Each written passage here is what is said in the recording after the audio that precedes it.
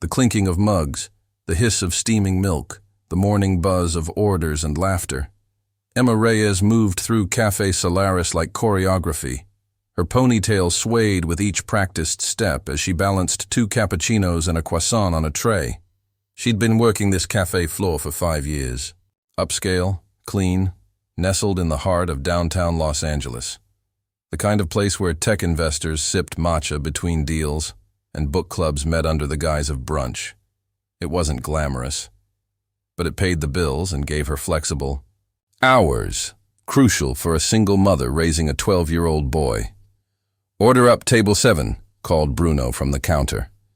Emma glanced at the receipt clipped to the tray. Her hand froze. Julian Carter.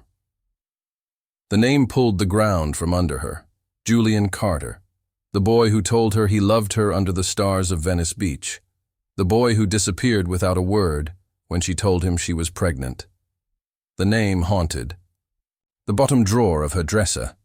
The one with the old letters, the photos, and the birth certificate she never mailed. Her heart thudded in her ears. It had to be a coincidence. A common name. It didn't mean... She turned toward table 7. There.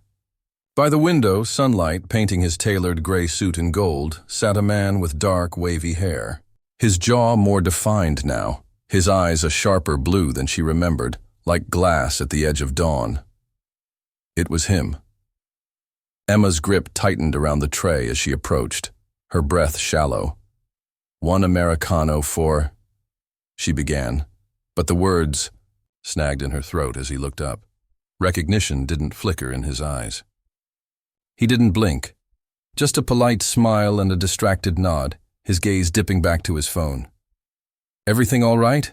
he asked without looking up. Emma cleared her throat and forced her voice steady. "Yes, sir. Sorry." She set down the coffee, barely trusting her hands. He didn't know her. Of course he didn't. The Emma he remembered wore thrift store skirts and purple eyeliner. The woman before him was older, quieter, with calloused hands and sleepless eyes. "Will there be anything else?" she asked. "That's all for now," he said, eyes back on his screen. She walked back to the counter, her mind a storm.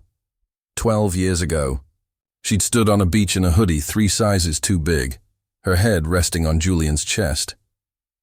"I love you, Emma," he'd whispered. "You know that, right?" She had nodded, believing it with all the naive certainty of 18. "But what about college?" she had asked. "Your mom? Your future?" "Screw what my mother thinks," he'd said, fierce and beautiful in the moonlight. "I care about you." And then nothing. Vanished. No calls. No goodbye, just silence. "Earth to Emma," Bruno snapped, snapping his fingers. "Table 4 needs a refill." "Right," she muttered. She grabbed the carafe, but her hand trembled. At the counter, she dared a glance toward table 7. Julian sat with 2 men in suits. He gestured smoothly, laughing at something they said. The very image of power. A newspaper lay open nearby. His photo stared back from the business section headline. "Carter Innovations expands into AI." The same Julian who once dreamed of ditching his family's name and starting a surfboard company now helmed a tech empire. When her shift ended, Emma returned to her tiny apartment, still shaken. The living room was quiet, except for the ticking wall clock. Then the front door opened. "Mom, I'm home," called Noah, dropping his backpack. She turned, forcing a smile. "Hey, sweetheart, how was school?" He grinned, blue eyes shining. Julian's eyes. Always his. "Mr. Garcia said I should enter the science fair. He thinks my turbine design could actually win." "That's amazing," she said, stirring sauce on the stove. "Most kids are doing like vinegar volcanoes. Mine's renewable, energy, wind power." Of course it was. He was sharp. Just like his father. "Mom?" he asked, his voice changing slightly. Careful. Testing. "Yeah? Will you ever tell me more about my dad?" Emma paused. She hated this question, hated how often it came now, hated that she still didn't have the words. "What do you want to know?" she asked gently. He shrugged, casual in posture, but not in eyes. "Why he left? Didn't he want me?"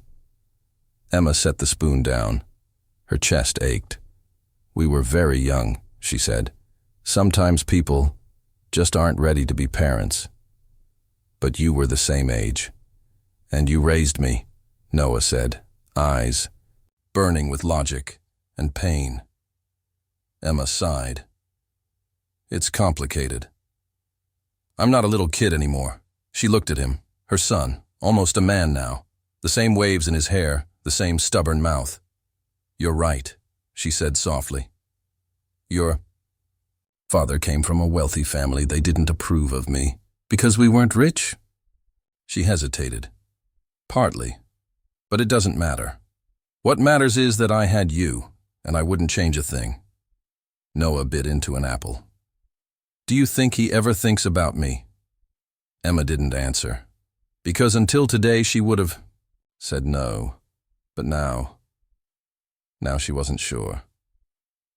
The next morning, Emma arrived at the cafe early, heart pounding. Would Julian come back? She hoped not, and yet, part of her hoped he would. "You look like you've seen a ghost," Denise said as they tied their aprons. "I did," Emma replied under her breath. And he ordered an Americano. The bell above the door chimed. Emma turned. Julian Carter walked in, alone. This time, he looked directly at her. Absolutely. "Picking up, immediately. From where we left off, I'll now deliver." Emma froze. Julian Carter stood at the entrance of Café Solaris, dressed in a dark navy suit and a crisp white shirt, looking like he'd stepped out of a magazine spread.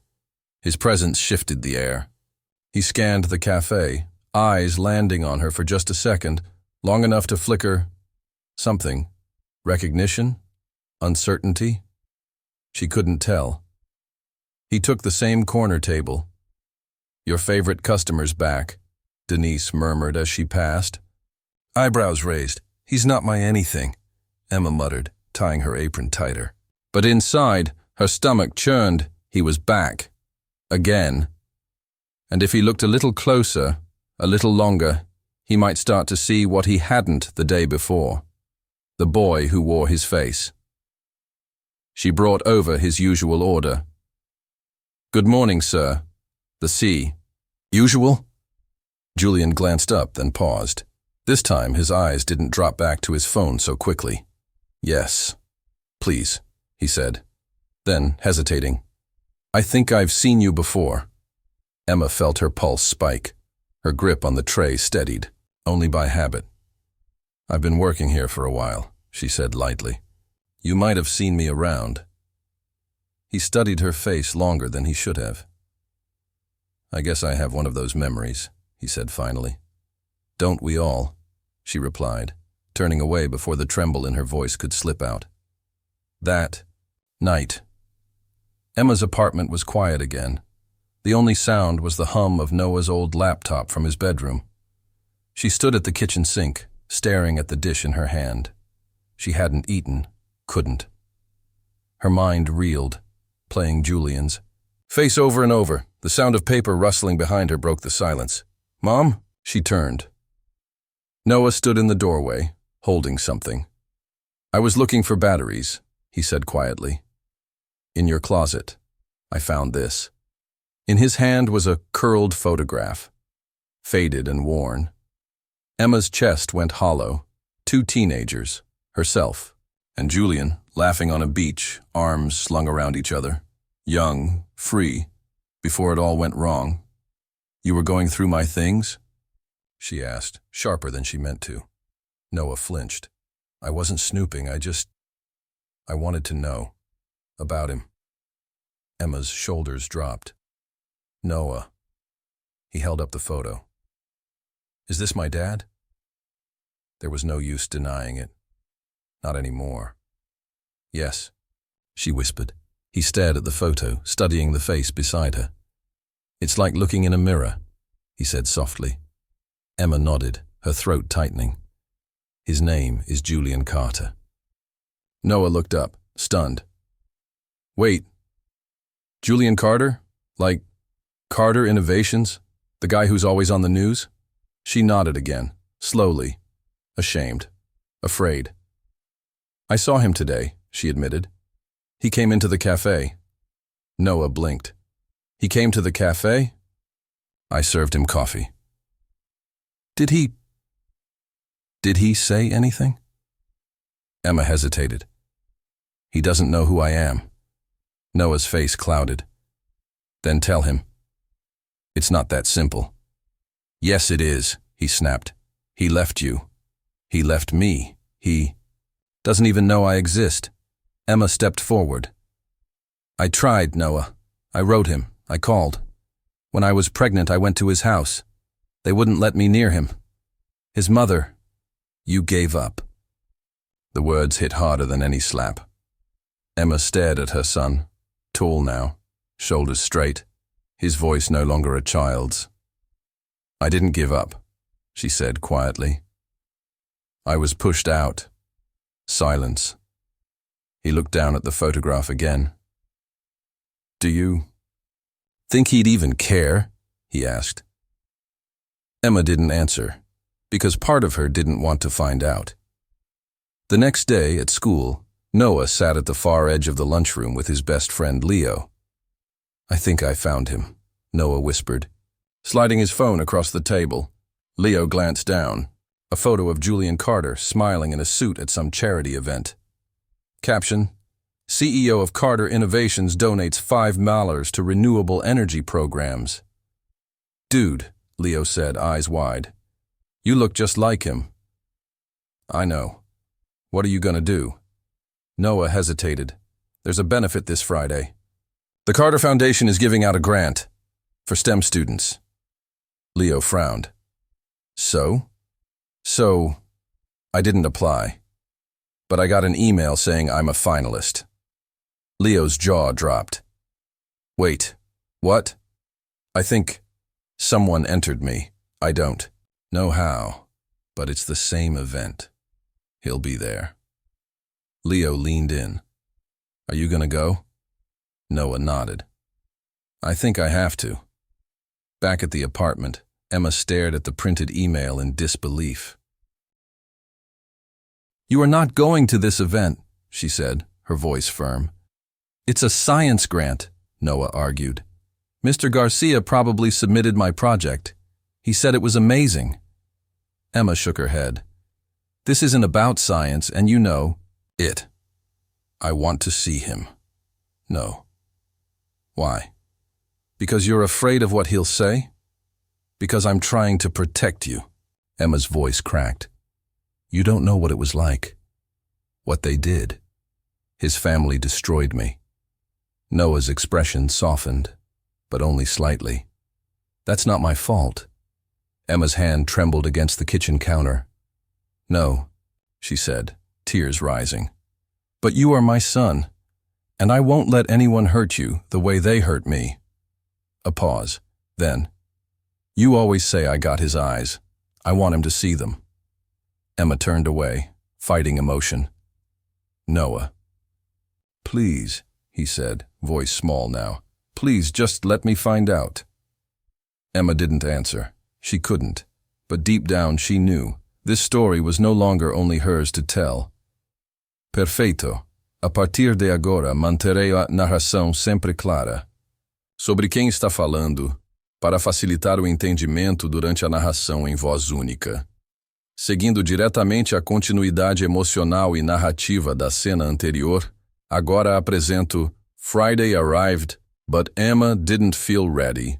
Not for what might happen, not for what Noah might do. She stood in front of the hallway mirror, smoothing the creases of the navy blue dress she hadn't worn in years. Her phone buzzed on the nightstand. A message from Noah. Already here. Event just started. Wish. Me luck. Emma's stomach twisted. She had given in, on one condition. She would attend too, quietly, in the back, just to keep him safe. She hadn't told him yet, but she bought a second ticket and planned to arrive late. As she entered the dazzling foyer of the Bayview Convention Center, everything felt too bright, too polished, too Harrison. She didn't belong here. She never had. On stage, a speaker's voice echoed over the microphone. And now, the founder and CEO of Carter Innovations, Mr. Julian Carter. Emma froze mid-step. The lights dimmed, a spotlight hit the stage, and there he was. Julian. Confident, composed, commanding attention in a tailored tuxedo. Julian began, his voice clear and measured. Thank you all for being here tonight. The Carter Foundation exists to invest in tomorrow's minds. Young thinkers, dreamers, inventors.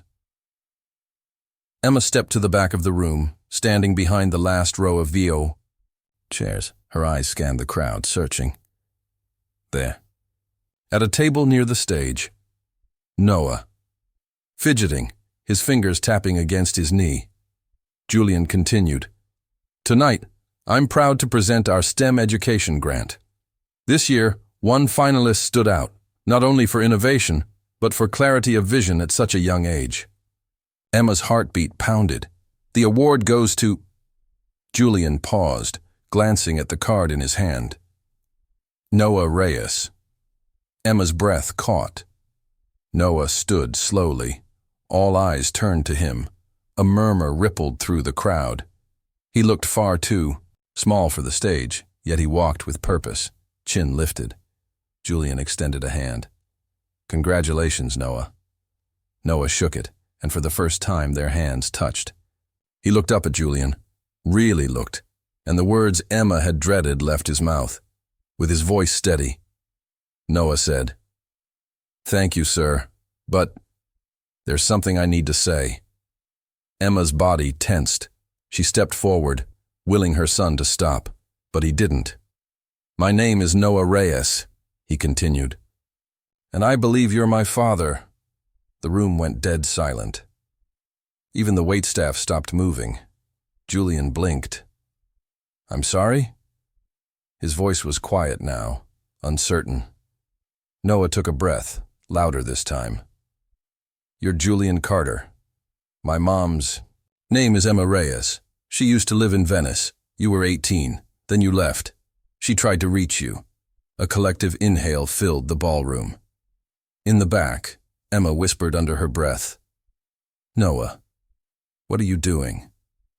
From the table beside him, Leo whispered urgently, Dude, sit down. But Noah kept going. I don't want anything from you. I just wanted you to see me. To know. Julian stood frozen, trophy still in hand. The resemblance, his eyes, his jawline, his posture, was now impossible to ignore. Julian finally asked, Your mother, Emma, she told you this. From the edge of the room, Emma's voice cut through the air, trembling but firm. I tried to tell you, Julian. Years ago. He turned sharply, scanning the room until his eyes landed on her. The crowd began to murmur again, whispers rising like waves. From the side of the stage, an event organizer rushed up, whispering something to Julian. But he didn't move. He only stared at Emma, eyes wide, stunned. She stepped closer, past rows of silent guests. All she could see now was Julian's face, confused and searching. I wrote to you, she said. I called. I went to your house, but they turned me away. Julian shook his head slowly. No, that's not what I was told. Emma looked toward Noah. His face was still, but his hands were clenched at his sides. She walked up the stairs of the stage, eyes never leaving Julian. Do you believe him? She asked quietly. Julian didn't answer right away. He looked at Noah again, at the eyes so unmistakably his own. Then at Emma, remembering now. Slowly. Yes, he said finally. I think I do. Behind them, camera flashes exploded. The press, seated discreetly near the front, had already begun taking photos, a scene that would be on every news outlet by morning. Emma whispered to Noah, pulling him close. "Let's go. That's enough." But a voice from the crowd rose. Above them all, cold, controlled. "Wait!" Everyone turned. A woman in emerald silk stepped forward, heels clicking against marble. Evelyn Carter. Julian's mother, she approached the stage with the grace of a queen and the authority of a general. "This is not the place for this circus," she said calmly. "Security will escort them out." "No," Julian said, voice hard now. "They stay." His mother's jaw tensed. "Julian, we'll talk. Privately." He gestured toward the side door. "All of us." Emma hesitated. Julian extended his hand, not to touch, but to offer peace. "Please," he said. Emma nodded once, her arm around Noah. "Let's finish what started 12 years ago." "Absolutely." Continuing directly and seamlessly from the previous moment. Here is, the private meeting room was too small for this much history. Julian stood by the window, arms crossed. Emma sat on a small leather sofa, Noah beside her, stiff, but quiet. Evelyn Carter remained standing, her posture ramrod straight, eyes flicking to each of them like a tactician sizing up a threat. Julian broke the silence. His voice was low, strained. "Start talking." Emma met his eyes. "I already did. Now it's your turn." Evelyn stepped forward. "This is unnecessary. We should be consulting legal." Julian held up his hand. "Not you." He looked directly at Emma. "You said you wrote me, that you called, that you came to my house." Emma nodded. "You disappeared right after your father's funeral. I found out I was pregnant a week later. I called your cell. It was disconnected. I wrote to your family's address. No reply. Finally, I went there. 8 months pregnant." Julian's eyes darkened. "I never got anything." "I know," Emma said bitterly. She gestured toward Evelyn. "Because she made sure you didn't." Evelyn didn't flinch. "I did what was necessary. You were grieving. You had your future ahead of you." "I had a son ahead of me," Julian snapped. Noah shifted beside Emma, and she placed a steady hand on his knee. Julian turned to him, softer now. "What's your birthday?" "January 15th, Noah answered quietly. Julian nodded. "That checks out." He turned back to his mother. "Did you know?" Evelyn's lips parted, but it was a beat before she spoke. "I knew. There was a possibility." Julian exhaled, harsh and bitter. "You intercepted her letters, her calls. You told me she left." "I did what had to be done," Evelyn replied, her voice firm. "That girl would have ruined you." "You had college, the company." "She had our child," Julian said, his voice cracking for the first time. "You made sure I never knew." Emma stood then, her voice sharp. "You destroyed my life. I gave up school. My mom said you wanted nothing to do with me. I believed her. And I believed you disappeared because you chose to." "She said that to you?" Julian asked, stunned. Emma nodded, eyes burning. "She told me your family paid her off to convince me to leave LA. And when I went to your house, the guards wouldn't let me in. Then your mother came outside and handed me a check. Said it was for the inconvenience." Julian looked at Evelyn again, something unspoken simmering beneath the surface. "Is that true?" he asked. Evelyn raised her chin. "I remember the incident. I made sure she wouldn't bother us again." "Us?" Julian echoed. "There was no us after that." Emma stepped closer, her voice tight. "Do you want to know what I did with that check? I tore it in half and threw it in your bushes." Evelyn's eyes flickered. Maybe disbelief, else Noah's voice interrupted them all. It was quiet but steady, So, all this time, I thought he didn't want me, but he never even knew I existed. Julian turned to his son.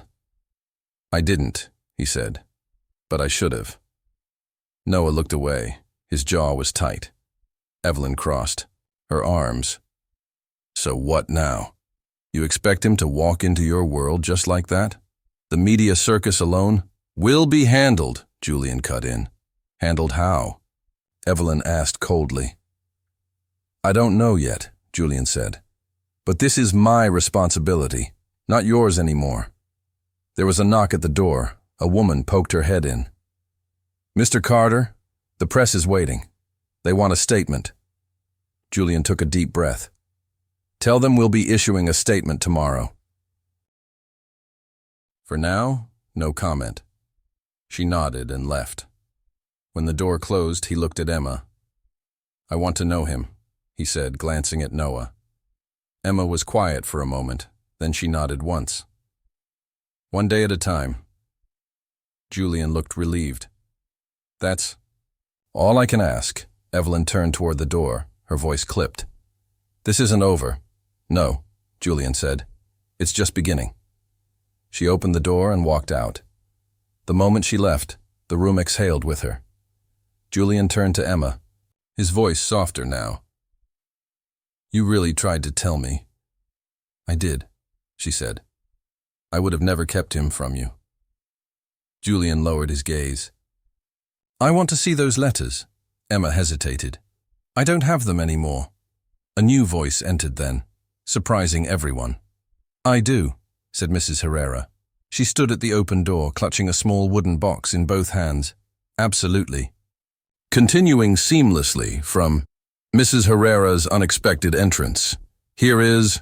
Julian stared at her. Mrs. Herrera? The housekeeper gave him a gentle nod, stepping inside with slow, careful movements. The wooden box in her hands looked aged, the corners worn. I've had these for 12 years, she said quietly, setting the box down on the table between them. I couldn't bring myself to burn them like she asked. Emma's eyes widened. You kept them? Mrs. Herrera nodded again. They were addressed to you, Mr. Carter. From her. She glanced at Emma. From the girl who came to the gate crying, who begged me to let her see you. Julian looked stunned. I never even knew. Mrs. Herrera opened the box. Inside were dozens of envelopes, all of them in Emma's handwriting. All of them addressed to Julian Carter. Emma's breath caught. She reached out, her fingers trembling, and touched the top letter. The ink was smudged in places, from tears maybe. Her tears. Julian picked up one envelope and opened it carefully. He read silently. Julian, I've tried calling, but your number's not working. I don't know if you're away or just ignoring me, but I need to talk to you. Please. This is important. I'm pregnant. I think it's yours. I'm scared. Please, don't shut me out. Emma. He read another, and another. Each. One more desperate. Each one ending with the same plea. Please call me. He didn't look up for a long time. When he did, his voice was hoarse. You were telling the truth, all of it. Emma didn't speak. She couldn't. Noah, sitting beside her, looked from the box to Julian. Do you believe us now? Julian nodded, slowly. I do. Mrs. Herrera spoke gently. Your mother was firm. Said it was a mistake. That Miss Reyes was looking for attention or money. She never wanted my money. Julian murmured, eyes still on the letters. Emma finally found her voice. I wanted you to know. I wanted him to have a father. I didn't care if you were rich. I cared that you disappeared. Julian looked at her, wounded. But I didn't disappear. I was grieving. I went to New York with my uncle after the funeral. When I came back, I asked where you were. My mother told me you'd moved on, that you wanted nothing to do with me. Emma's expression crumpled. She told me you didn't want anything to do with us. They stared at each other. too. People finally facing the damage they didn't cause, but had to live with. Julian turned to Noah, his voice soft. "You must have questions." Noah hesitated, then asked, "Why didn't you fight for us? For her? Even if she left, why didn't you try?" Julian knelt beside him. "Because I was lied to. I thought she had made her choice. And by the time I questioned it, it felt too late." Noah looked away. Julian continued, "But it wasn't, and it still isn't. I want to know you, Noah, if you'll let me." Noah didn't answer, but he didn't pull away either. Julian stood again and turned to Emma. "I want a DNA test.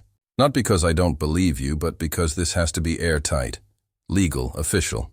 If I'm going to do this, I need to protect you both, and I need to confront my family with proof." Emma nodded. "Fine. Let's do it." 3 days. Later, they met at a quiet medical office, tucked in a nondescript building far from photographers and news vans. The test was quick. A cheek swab for Julian, one for Noah. Noah sat stiffly in the waiting room afterward, arms folded. Emma sat beside him, quiet. Julian stood, pacing. "We should have the results by Friday." "Okay," Noah said, eyes on the floor. "Are you still mad?" Julian asked him gently.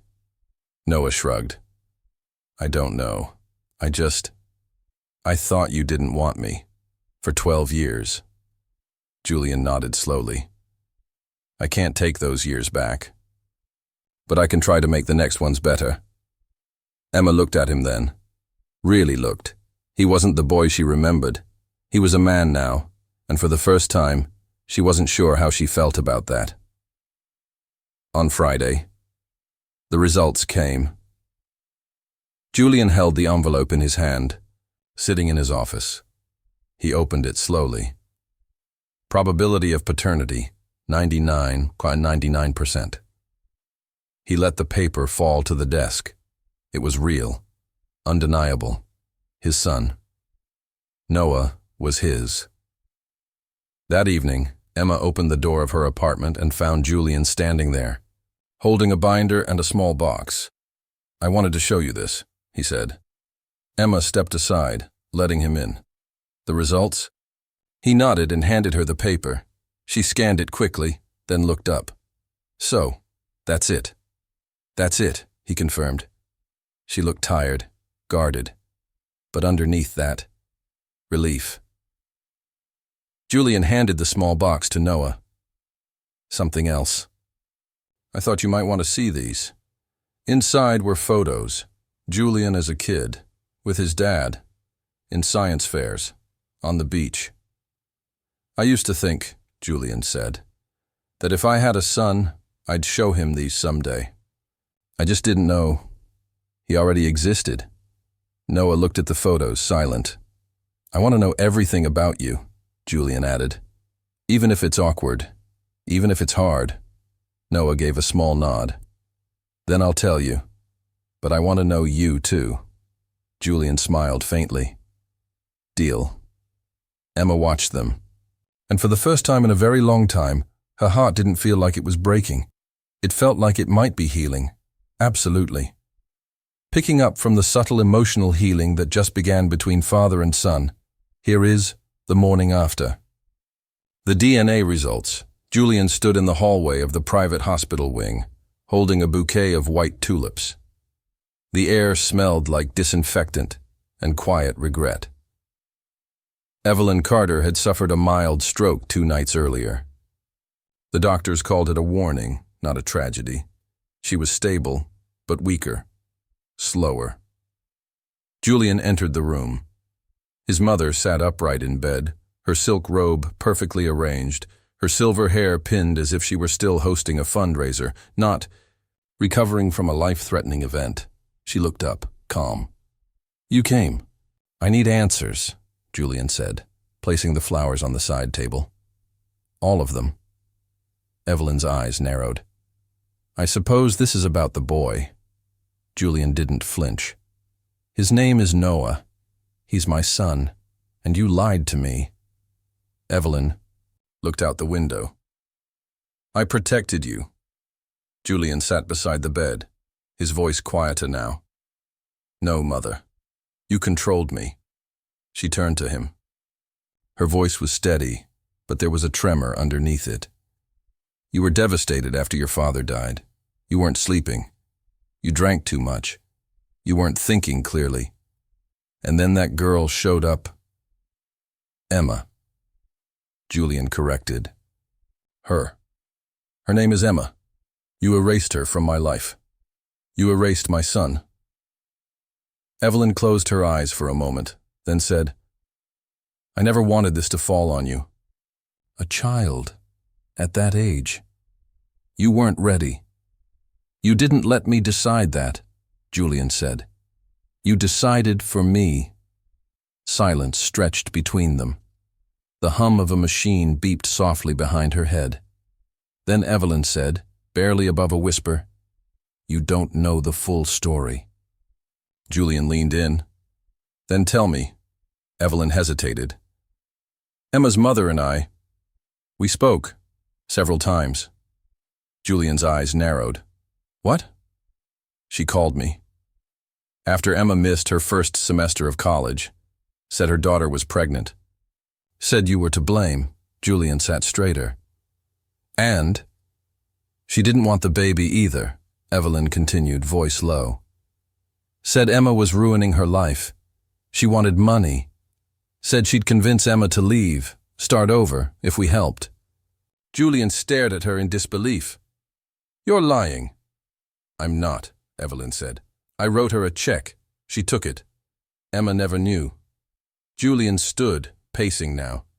You both made a decision about my child. Without me, without Emma. You bought her silence.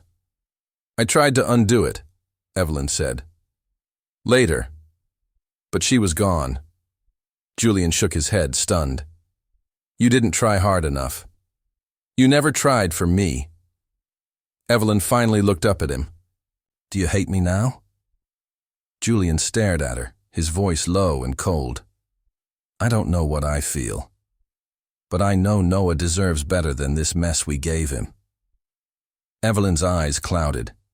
He looks like you, like your father. I know. And he's brilliant, she said. I saw the video of his project. Julian didn't answer. Evelyn leaned back against the pillows. If you're going to bring him into the family, you'll need to be careful. The board won't like this. The press will dig. Julian stepped toward the door. Then let them dig.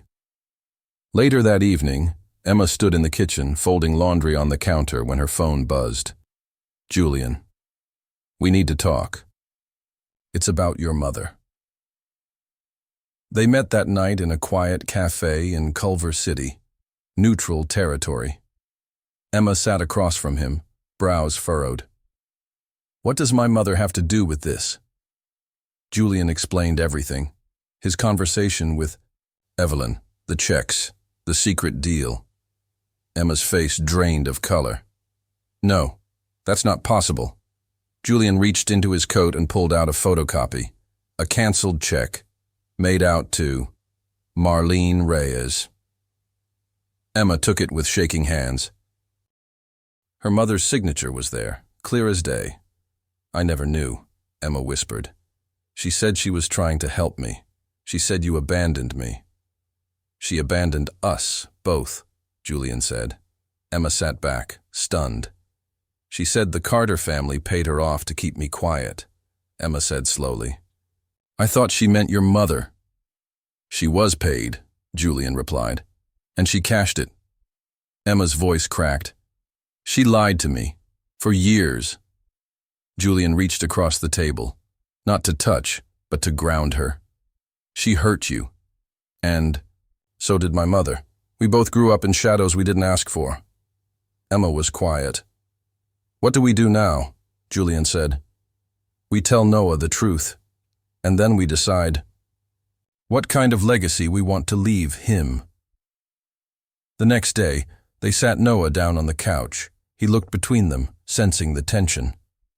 "What's going on?" Emma started. "There's something we didn't know, about my mother, about why all of this happened," Julian explained gently. "The deal, the check, the betrayal." Noah listened, jaw tight, fingers curling around the cushion beside him. "So both grandmothers wanted me gone?" he asked. Emma swallowed hard. "No, not gone, just invisible. And you both let them win."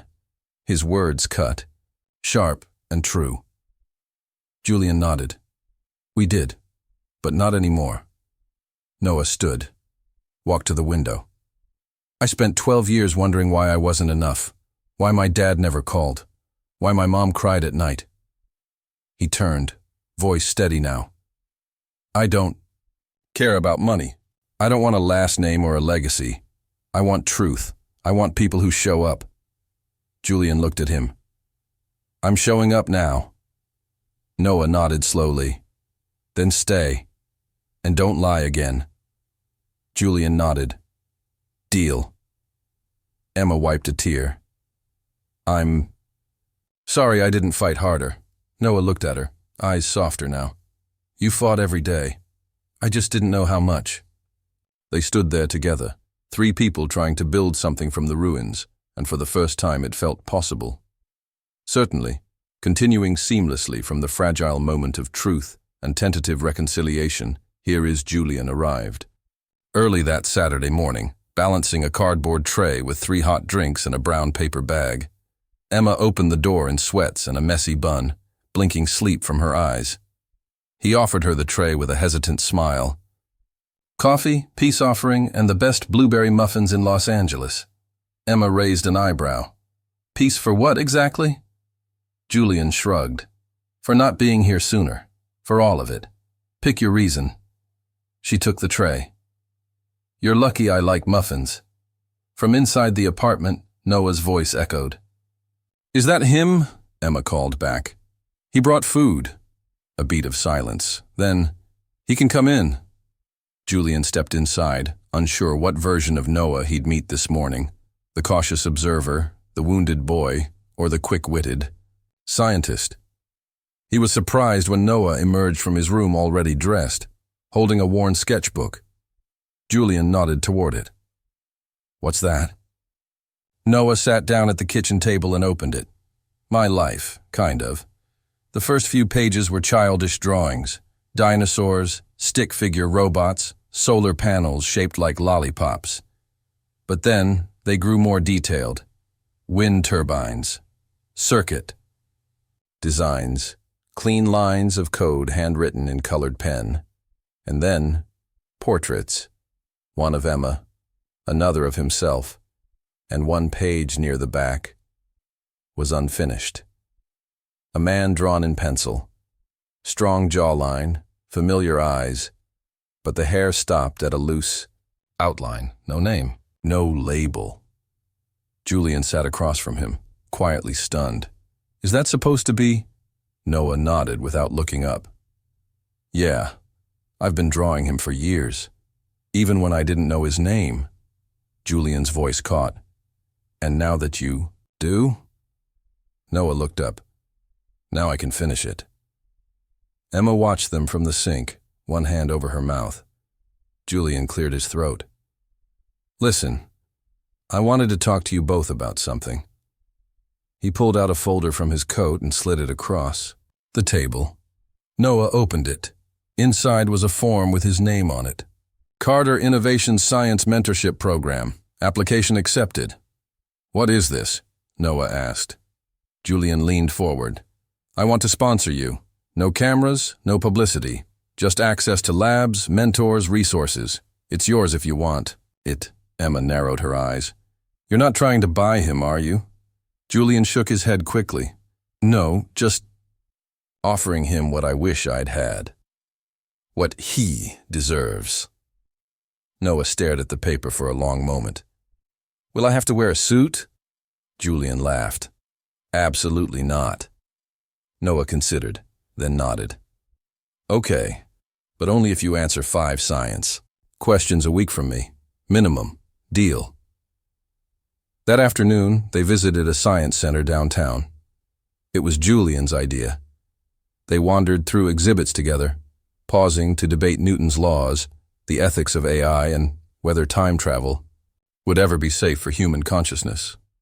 Julian noticed how Noah's eyes lit up when he explained something, how Emma would quietly smile whenever Noah corrected a sign or rewired a logic puzzle on a touchscreen.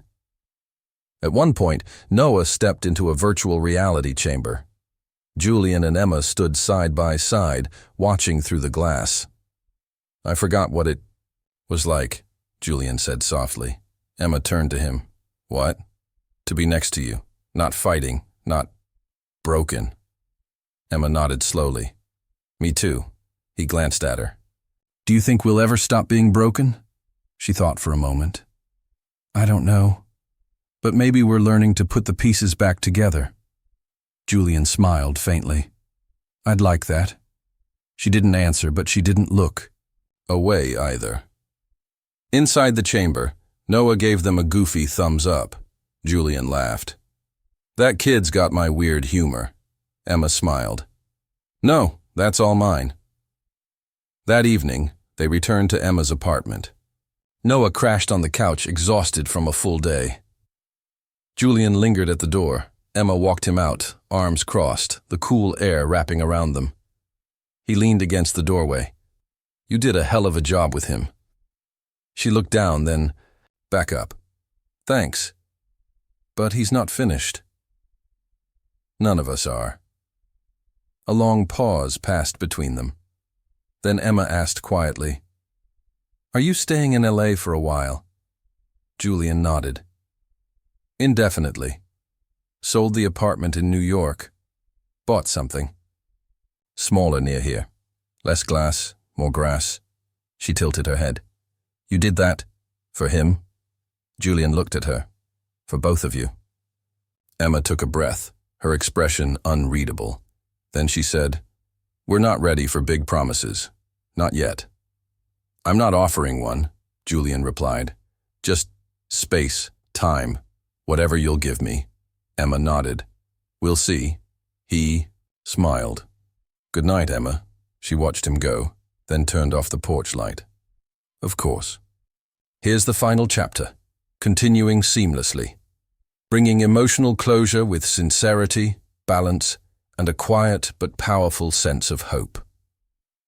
A month later, Café Solaris looked the same, warm light spilling across the tables, the smell of cinnamon rolls and roasted beans lingering in the air. But for Emma, everything had shifted. She stood behind the counter, tying her apron, her hands steady for the first time in what felt like years. Denise passed by, balancing a tray, and raised an eyebrow. "You've been smiling all morning," Denise teased. "What's his name?" Emma rolled her eyes. "It's not like that." "Oh, come on. A man shows up 3 times a week, orders the same coffee, tips generously, and always asks for you to make it?" "Please," Emma smirked. "Maybe he just likes the coffee." "Sure," Denise said, grinning as she walked off. "And I'm the Queen of France." The bell above the door chimed. Julian Carter stepped inside. Emma turned automatically, not in shock this time, not with panic in her chest, but with something far softer. He wore jeans today, no suit, no boardroom polish. Just a quiet confidence, like a man who knew exactly what mattered and no longer needed to impress anyone. He approached the counter. "Hey." "Hi," Emma said, reaching for a cup. "Americano? You remember?" he said with a smile. "You've only ordered the same thing 100 times. As she poured, Julian glanced around the cafe. "It's nice, warm, real." "It's home," Emma replied, sliding him the cup. He didn't take it right away. Instead, he said, "Noah asked if I'd come with him to his school's science night next week." Emma nodded. "He told me." "He wants me to help with his presentation." She paused. "And?" Julian smiled. "I said yes." Emma looked down at her hands, the familiar tug of fear and hope twisting together. "You've been showing up," she said quietly. Julian looked at her, serious now. "I said I would." "And it's not just for him, is it?" "No," he admitted. "It's not." Emma studied him, then asked carefully, "Do you regret it? Finding out?" Julian shook his head. "No, I regret everything I missed. But not knowing, that would have been worse." Emma swallowed, her voice softer. "It changed everything. Maybe that's not such a bad thing." They stood in the stillness of that moment, surrounded by murmured conversations and clinking cutlery. Emma finally broke the silence. "Can I ask you something?" "Anything." "If you could go back to that night on the beach when we were 18, and you knew this would be the path, all of it, the pain, the lies, the time apart, the son you wouldn't meet for 12 years, would you still have told me you loved me?" Julian didn't hesitate. "Yes." She met his gaze. He added, "But I would have fought harder. I would have stayed." Emma smiled sadly.